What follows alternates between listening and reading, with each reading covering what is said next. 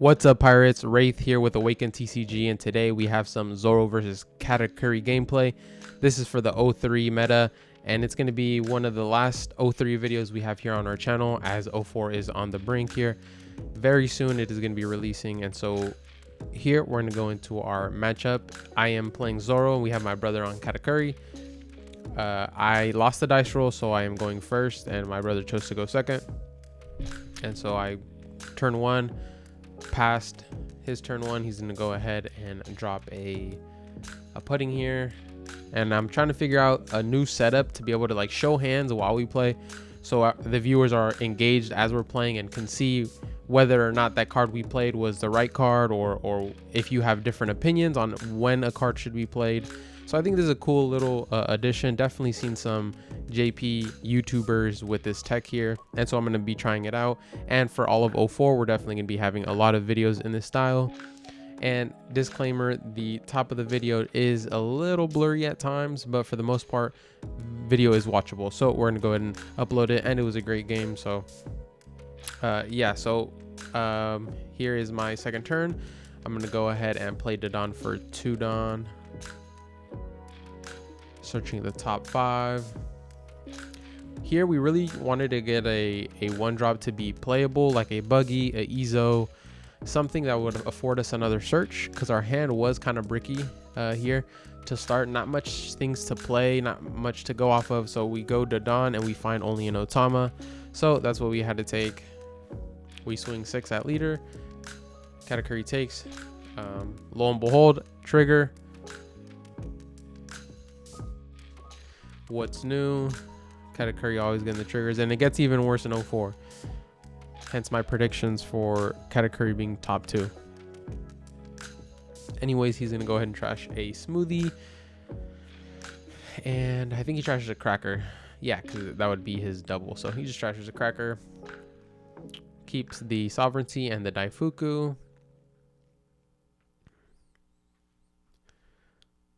And then I go ahead and pass here. So turn 3 for the KATAKURI.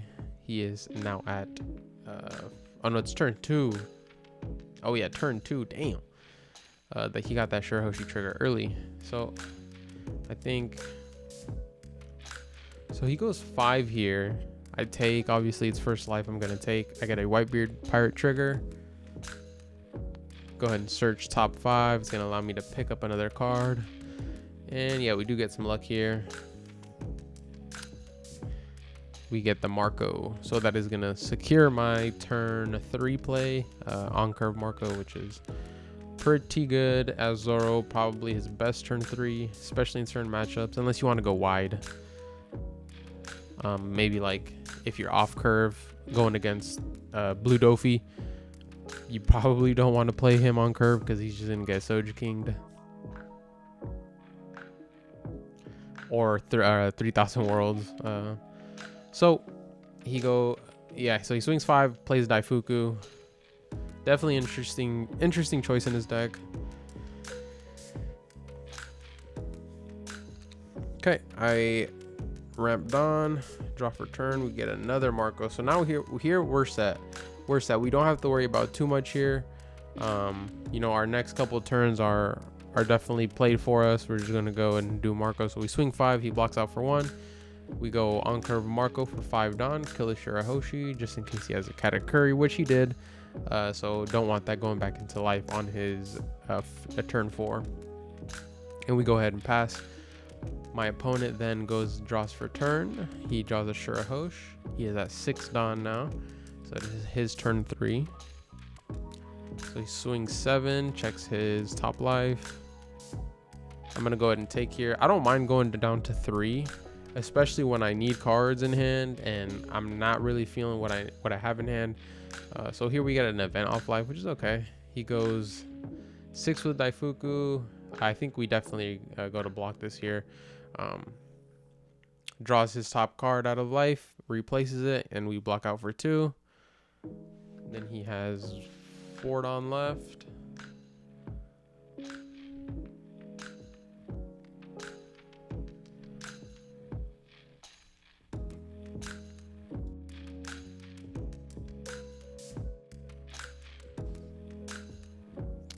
He's gonna go 3 here for a Peros Pero, and then he's gonna pass.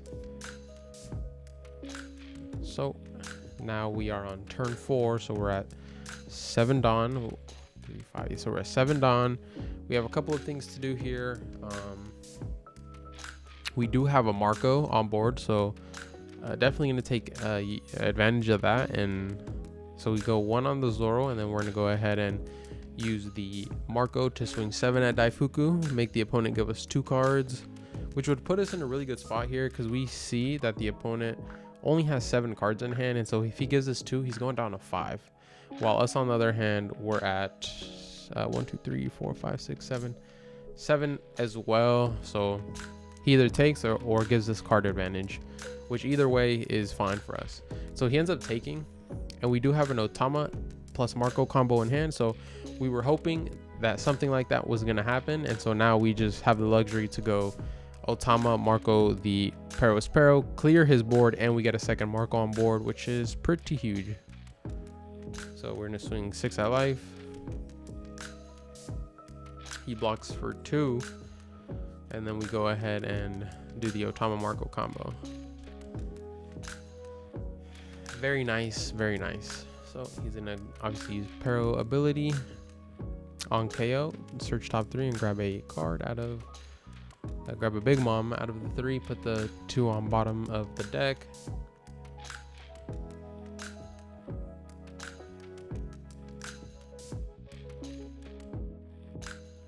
So he grabs the Broly blocker. Not a bad choice there. Probably his only choice. You never grab this 7 Mom there when you have a 10 Mom and a drop Katakuri in hand. And so here comes, so he draws another 10 Mom. I think this is where he misplays. My brother is definitely getting better. He just started picking up playing more like on the competitive side maybe about a month ago. And so he's definitely learning a lot and starting to get better, but I think he does end up making a misplay here. So he has, as you can see, he's on his 8 Dawn turn and he has a Katakuri in hand. And so he does swing 5, I believe.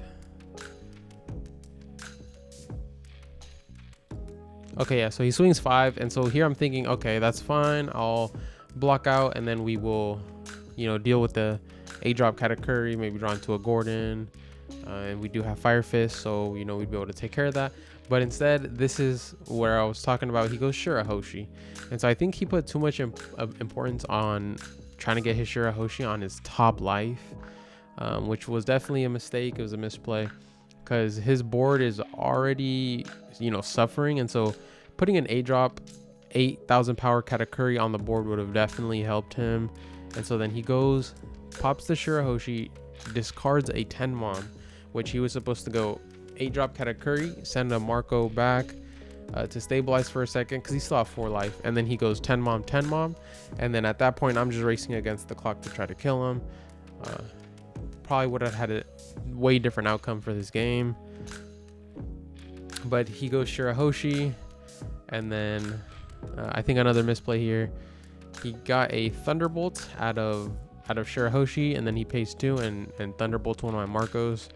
But obviously, you know, you don't want to go for a Thunderbolt play on a Marco, which is just going to get revived anyway. And so at that point, the game was over for him. He goes Pudding for 1.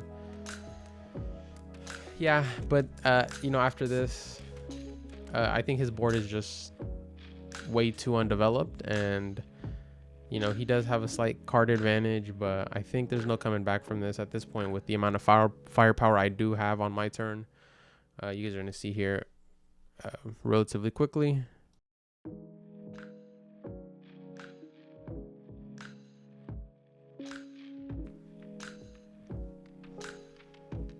So I'm going to attach one onto Zoro, counting out my Dawn here, seeing what I'm going to do. Definitely want to get rid of that Shirahoshi because I know his game plan. He's gonna want to just Katakuri that Shirahoshi back to life. But like I was explaining to him, I'm like, you have 10 Mom. At that point, just 10 Mom. 10 Mom's always better than Katakuri. He should have already had Katakuri on board here, which would have gave him an extra swing onto one of my Marcos a turn earlier. But now he's having to deal with a 5k, 6k, 7k, 7k. And then on top of that, I'm going to KO his Shirahoshi with Marco. And it's just a mess. He could have done the same route. Oh, and then he pops a sovereignty trigger and discards 2, giving me one of his 2 10 moms to have an extra life, which it would have been completely fine if this turn he was playing a 10 mom. So imagine he 8 mom, or he 8 drop Katakuri's Marco back into one of my lives.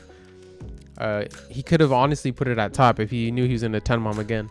And then on top of that, still got the same trigger, and instead of having to block 7k with 2 cards, all he would have had to do is block 1, because 1 would already be in my life, one of my Marcos. So at that point, use those 2 cards that he used to block instead for sovereignty.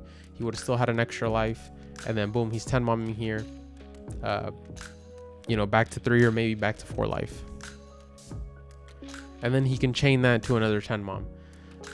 Yeah, he would have for sure had 4 life if he doesn't Thunderbolt and he just 8 drop Katakuris. Anyways, he goes 7 at my Marco. I block for 2, because I know if he just 10 moms, he just loses the game with the amount of firepower I have and his hand being so small.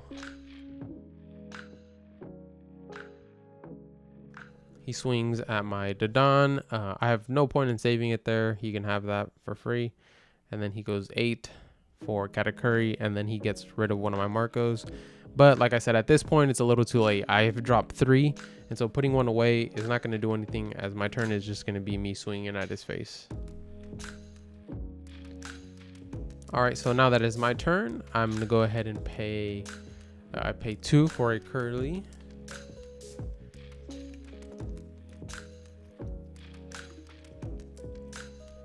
I have a Fire Fist in hand, so I was looking for a Gordon, which would have allowed me to Gordon the Katakuri, KO a Pudding, and the Katakuri with a Fire Fist that I had in hand.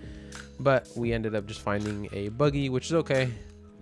I go ahead and Buggy again, maybe find another defensive option,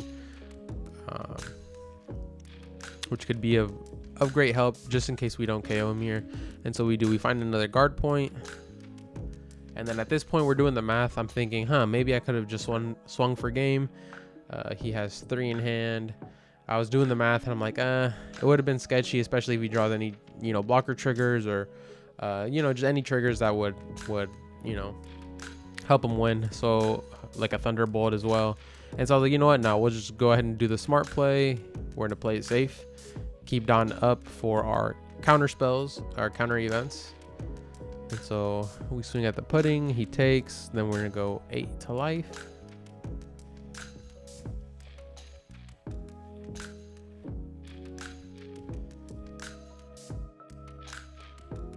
Yeah, he's just gonna go ahead and take here. He only has 1 2k in hand. Obviously I don't know, but we're gonna go ahead and swing another 8. And so he only has 8 available to counter, and so doesn't have to think about that one. He's just gonna go ahead and take it right away.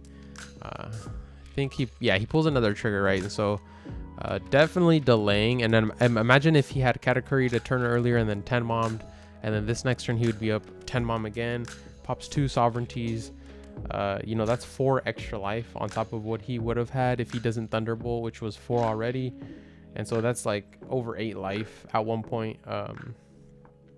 So we attach 4 to our leader. And so, yeah, he gets a Thunderbolt trigger. Luckily, I have enough events to just, send something back and be all right. I was debating what to do. Definitely not sure if that was the right choice. I mean, we're already so ahead, we're going to win. But definitely leaving only 1 active Dawn was the decision for having to throw away the guard point instead of the Fire Fist or the Fiery Doll. Fire Fist, just in case. I wanted to hold on to it just in case he, maybe throws up 2 or 3 blockers, being able to get rid of them. And then the Fiery Doll, potentially if I can use it on leader to swing for game. So I did that over the 2 guard points. As you can see there, he swung at my Marco for 8. and I just went ahead and blocked it out with the other guard point I had, for the fact that I have 4 life and I'm not in range of lethal. So I was like, you know what, it's fine, I'll get rid of my defensive spells, keep my offensive ones to secure the game next round. But I mean, this whole game boils down to that one play where he played Shirahoshi, Thunderbolt, and then a putting instead of just using the Adon for a Katakuri to, you know, get rid of one of my Marcos a turn earlier before I had 3 on board, and I would have had just 1 on board.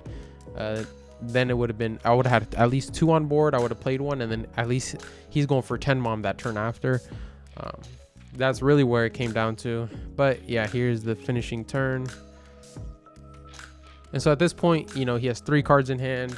I'm doing the math. There's no way he lives. I could literally just attach all onto one character, swing, and GG's, right?